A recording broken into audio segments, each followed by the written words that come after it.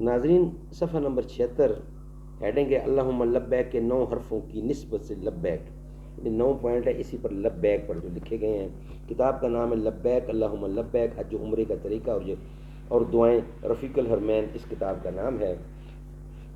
ناظرین قرآن کریم اس بارے میں کیا کہتا ہے؟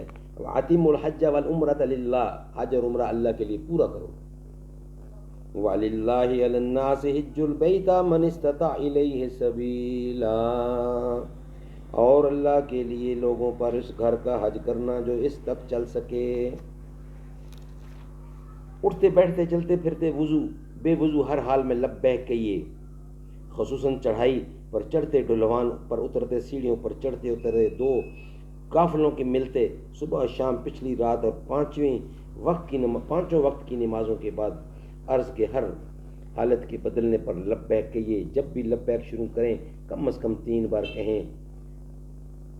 محتمر یعنی عمرہ کرنے والا اور متمتع بھی عمرہ کرتے وقت جب کعبہ مشرفہ کا طواف شروع کرے اس وقت حجر اسود کا پہلا استلام کرتے ہی لبیک کہنا چھوڑ دے۔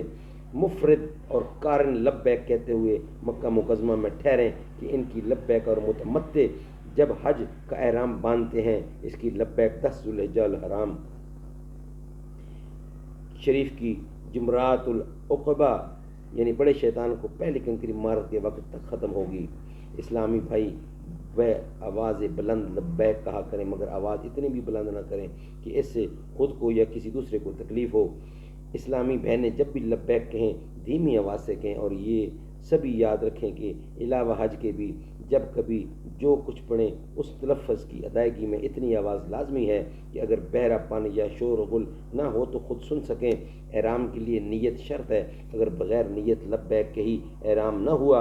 اسی طرح تنہا نیت بھی کافی نہیں جب تک لبیک یا اس کے قائم مقام کوئی اور چیز نہ ہو۔ احرام کے لیے ایک بار زبان سے لبیک کہنا ضروری ہے، اور اگر اس کی جگہ سبحان اللہ یا الحمدللہ لا الہ الا اللہ یا کوئی اور ذکر اللہ کیا ہے اور احرام کی نیت کی تو احرام ہو گیا، مگر سنت لبیک کہنا ہے۔ کروں خوب احرام میں لبیک کی تکرار، دے حج کا شرف ہر برس رب غفار، آمین بجا النبی صلی اللہ علیہ وسلم۔ ناظرین یہ آج کا دوسرا ویلاگ تھا، آپ کی خدمت میں انشاءاللہ نیکسٹ ویلاگ میں نیت کے متعلق ضروری ہدایات آپ کی خدمت میں پیش کیے جائیں گے۔